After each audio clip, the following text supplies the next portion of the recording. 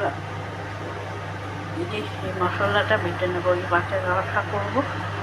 মাছের রসাটা যে করবো, মাছ ভেজে রেখেছি এখানে। এই যে মাছ, এখানে মাছের রসাটা করবো বলে মাছ ভেজেছি। এবার আলুটা মাছ ভেজেছি, এবার আলুটা ভাজা হচ্ছে।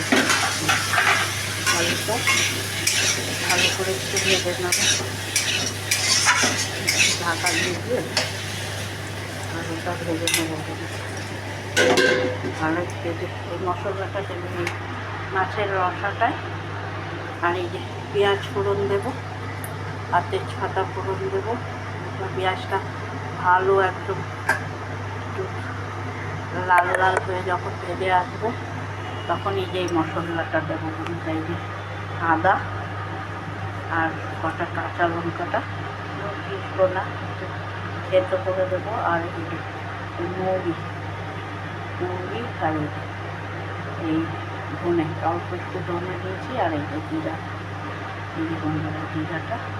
আর যেটা নেব, আর যেটার সাথে দেবো দুটো এলাচ দেবে, দুটো এলাচ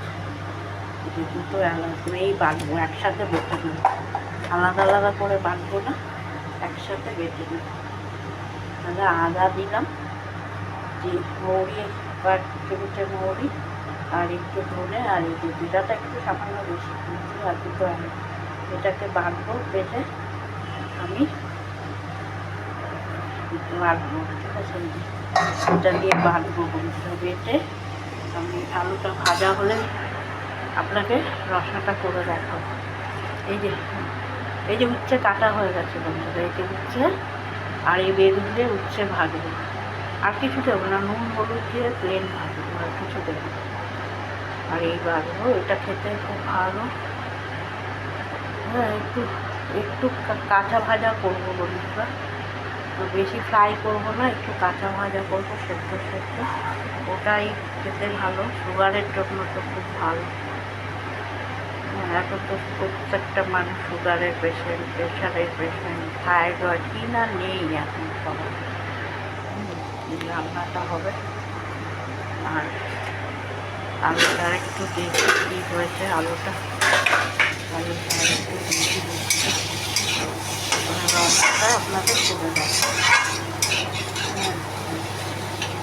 আবার এটা ঢেকে দেবো একটু, ঢাকা ভাজাটা একটু তাড়াতাড়ি হবে। আর এটা হচ্ছে ভাতটা হয়ে এসছে, ভাতটা নামাবো।